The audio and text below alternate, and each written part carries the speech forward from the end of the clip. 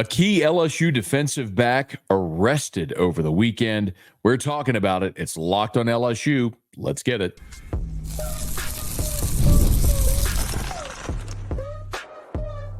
You are Locked on LSU, your daily podcast on the LSU Tigers. Part of the Locked On Podcast Network, your team every day. Okay, let's get it. It is Locked on LSU, your team every day. I'm your host, Matt Moscona. Glad to have you aboard with us here. Thanks for making us your first listen every day. We are free, available wherever you get great podcasts, of course, on YouTube as well. So subscribe on your favorite podcast app and on YouTube as well. Smash that like button. Hit the bell so you're notified whenever we post a video. A lot to get to on today's episode. Angel Reese's star continues to shine brighter. An update, not a great one, on LSU running back Trey Holly. But let's begin with some really disappointing news. You know, whenever the teams break from spring practice until the start of fall camp, ask any coach. Ask any football coach and they will tell you from when you break in spring practice until the start of fall camp, it's a terrifying time. And every coach fears that phone call in the middle of the night because it's the time of the year where you do not have direct interaction every day with your players. The coach that does is the strength and conditioning coordinator, as the players are getting ready, going through workouts and getting ready for fall camp. But until they start fall camp, the coaches aren't working with the players. So it's this hold your breath period of a few months. And for Brian Kelly, it had been a relatively quiet offseason until Sunday. News broke that LSU sophomore defensive back Javin Toviano turned himself in. He was arrested on video voyeurism charges. You know, I don't want to go too deep into the particulars. I think anybody could look this up and find it. I'm very sensitive to the fact that a lot of you may be listening in the car with children. But Toviano turned himself in to East Baton Rouge Parish Sheriff's deputies. He's 19 years old.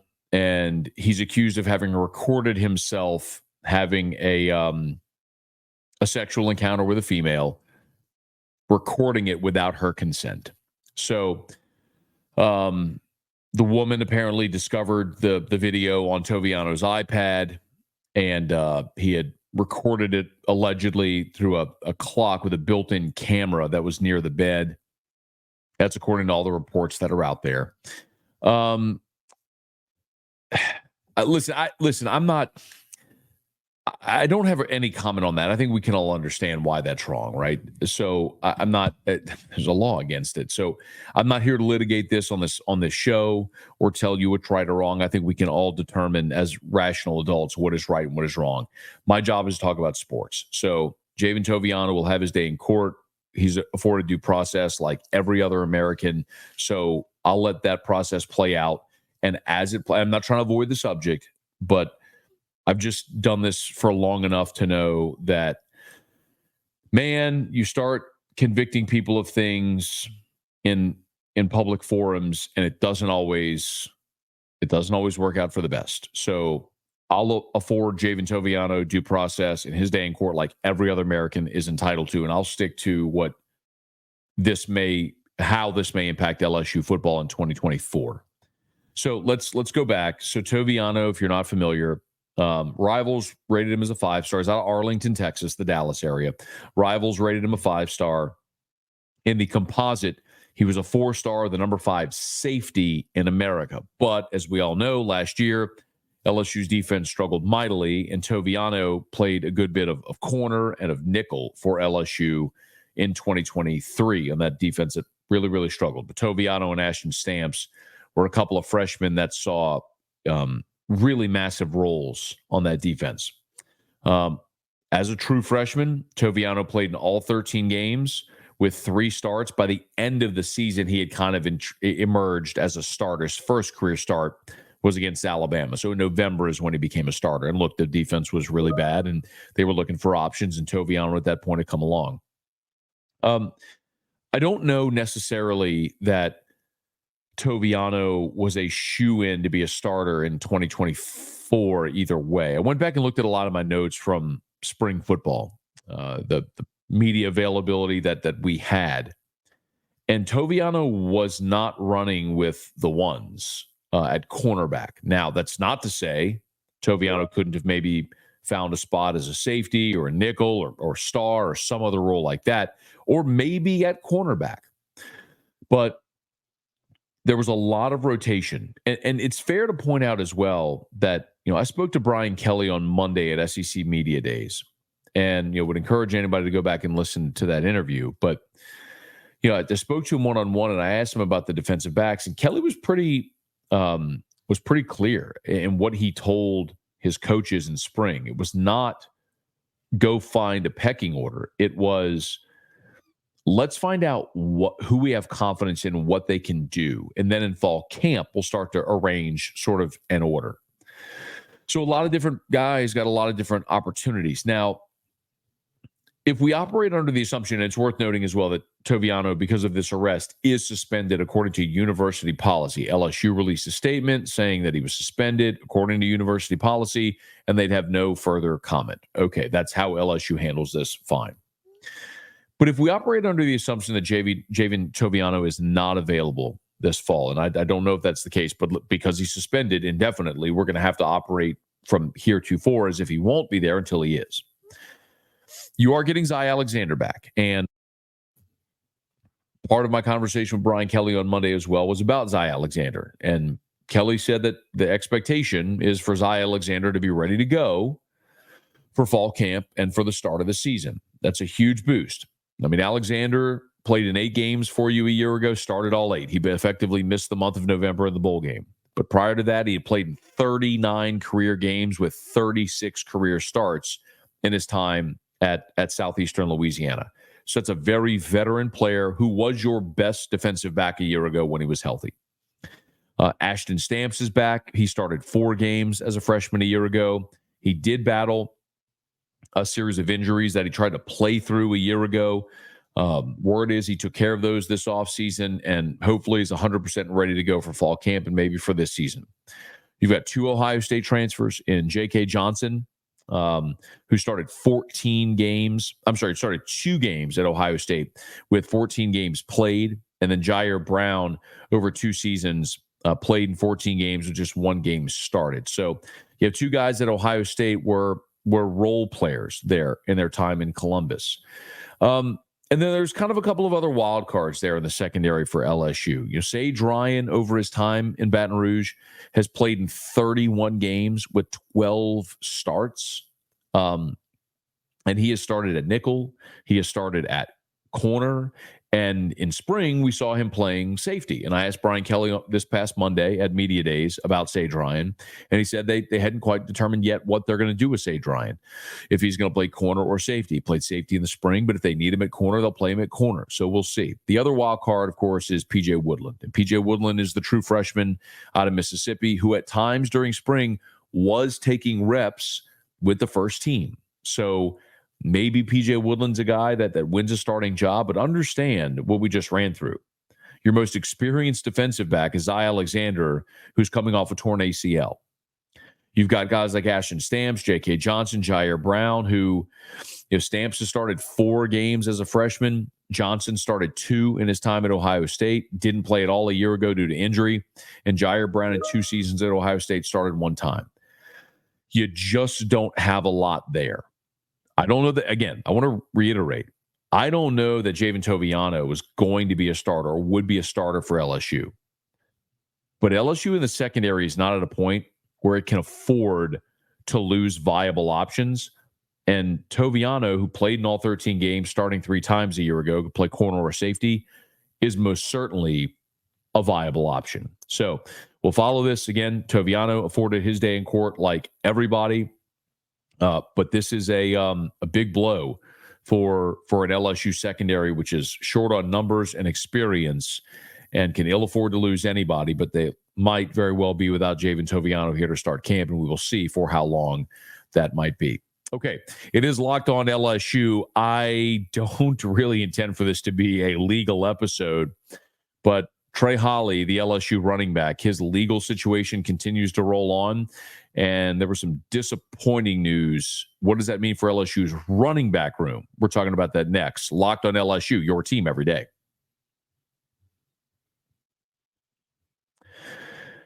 Man, I love sports, and I know you do too. This weekend, man, it was so much fun watching the Open Championship. Maybe you're watching the WNBA All-Star Game. You know, I love sports, and I never want them to stop. But the playoffs wind down. You know, the NBA Finals come to a conclusion. The Stanley Cup Finals come to a conclusion, and we get fewer games. The sports aren't sporting like we want them to. You know, but FanDuel lets me keep the sports going whenever I want. All I got to do, grab the phone, open up the app, and dream up any bets anytime that I'm in the mood. So, encourage you to do it right now. Grab your phone, download the FanDuel Sportsbook app. Remember, all summer long, FanDuel is hooking up all customers with a boost or a bonus daily. That's right. There's something for everyone every day, all summer long, like the bet $5 and get $200 in bonus bets if you win. You can get all the terms and information there, literally right there at the top of the app. And I just can't encourage you enough. If you bet, if you're new to sports betting, it is so worth it. If FanDuel is going to give you bonuses and boosts, take advantage of them. There's no reason not to. So download the FanDuel app right now. Start making the most out of your summer. Head over to FanDuel.com, FanDuel.com. That's FanDuel, an official sports betting partner of Major League Baseball. So Javin Toviano arrested, turning himself in to East Baton Rouge Parish Sheriff's deputies. Meanwhile, the legal situations continue ongoing around LSU sophomore running back Trey Holly. So by now you probably know this story, but a quick recap for those that aren't familiar. Trey Holly, who is Louisiana High School's all-time leading rusher. Trey Holly was allegedly involved in a shooting incident at an apartment complex in his hometown up in Union Parish. The attempted murder charges against Trey Holly have been dropped, and Holly has very forcefully maintained his innocence, essentially just a wrong place, wrong time type situation. And as a random aside, isn't that exactly what you want to hear? Like, if someone's charged of something egregious,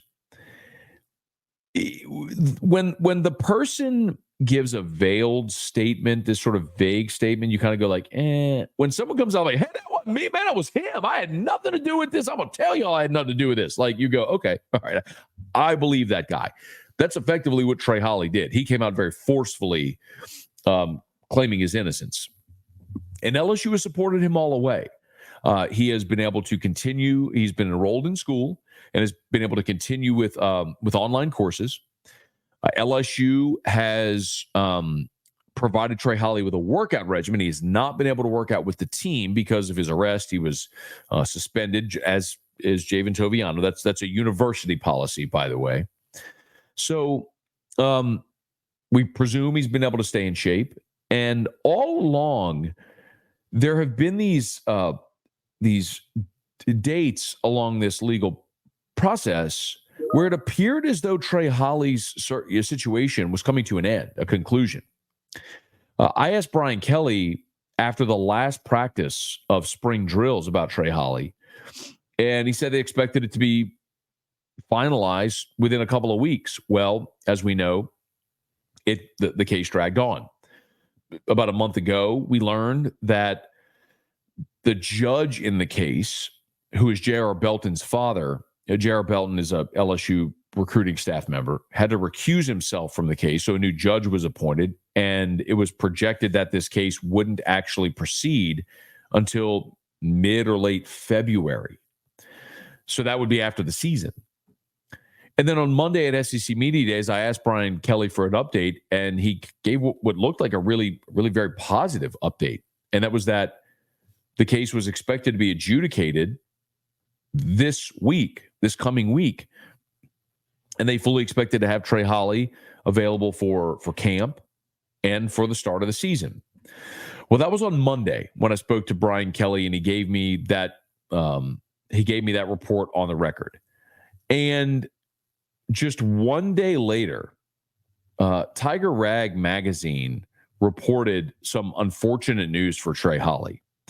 And apparently what happened on Tuesday is that Holly's attorney announced that the status hearing, which was scheduled for last week, July 17th, had been postponed until September the 18th. And that is a very significant setback for Trey Holly and his legal team, who's kind of been eagerly awaiting the opportunity to be cleared and to return to the LSU football team.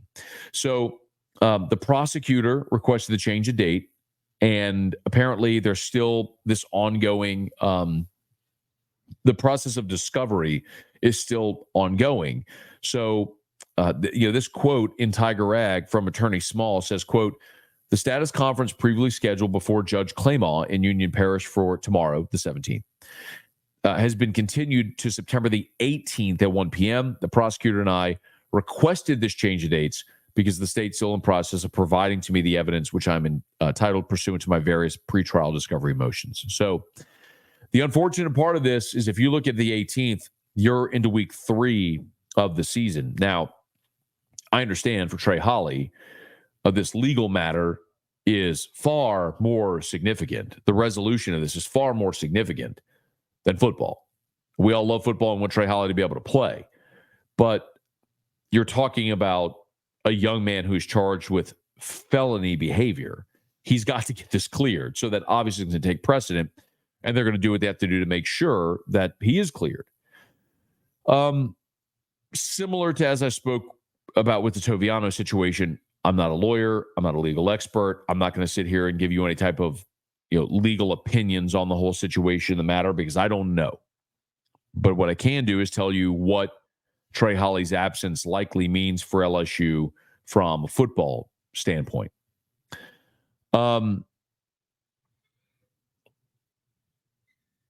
LSU's thin. I don't know any other way to say it. You had Jaden Daniels run for 1,100 yards a year ago. Now he's in the NFL. After Jaden Daniels, your leading rusher among running backs was Logan Diggs. Well, Logan Diggs tore his ACL in the bowl game, and he's now transferred to Ole Miss. So your top 2 rushers of a year ago are gone. Let's look at what you do have. Josh Williams, 6th year. He's been an amazing Tiger. I actually think Josh Williams would be a great candidate for the number 18 jersey.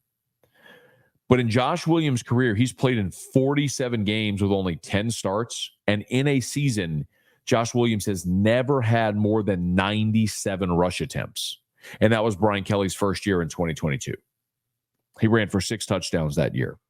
Last year in 2023, he ran for 5 touchdowns. Never more than 97 rushing attempts in a season. John Emery, who tore his ACL against Florida last year, entered the transfer portal, had announced he was transferring to UCLA, ultimately made the decision to return to LSU for a 6th season. John Emery, throughout his career, his previous 5 seasons, has played in 37 games with just 5 starts. He has never had more than 76 attempts in a season, and again, is coming off a torn ACL. And then you have 2 young guys who maybe have the greater upside. Caleb Jackson's a rising sophomore, and I think we are all very, very excited about Caleb Jackson. We saw what he did in the spring game last year. We saw him dump truck that kid on the sideline against Mississippi State. But Caleb Jackson last year had just 31 rushing attempts. We can really like what we saw in those 31 attempts where Jackson averaged 5.3 yards a carry. Look, at that average, if Jackson gets 200 rushing attempts, he's a 1,000-yard rusher. Awesome. But what does it look like whenever you extrapolate that sample, when you grow that sample size from 31 attempts to 200 rushing attempts? So that we don't know. Like, can he be consistent? Can he shoulder the load? Can he be durable? Can he stay healthy? Don't know. I'm excited to see it because I think he can. I think you believe that as well if you're an LSU fan. But we got to see it. And then there's Caden Durham.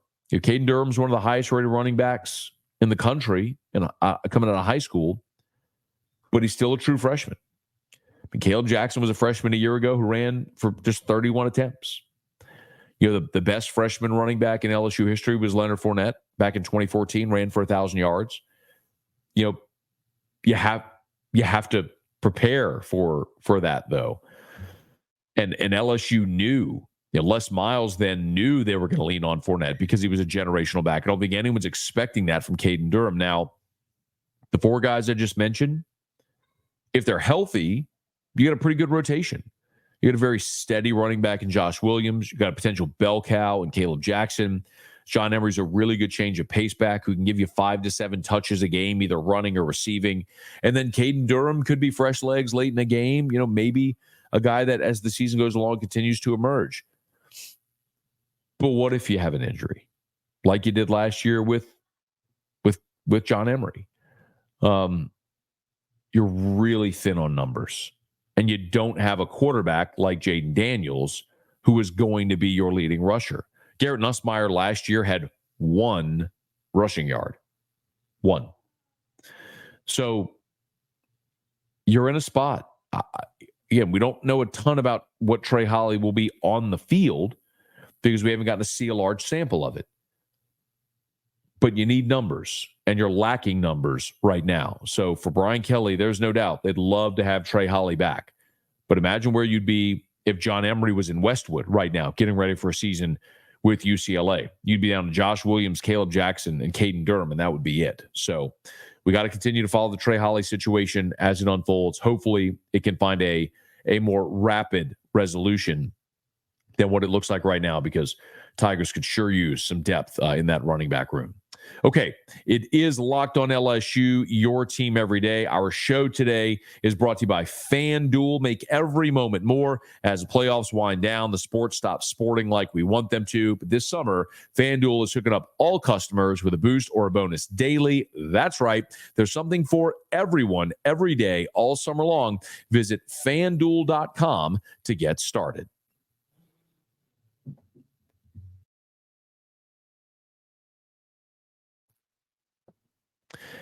Before we get out of here, I just wanted to give a nod to Angel Reese. Angel Reese was the first rookie ever to have a double-double in the WNBA All-Star Game.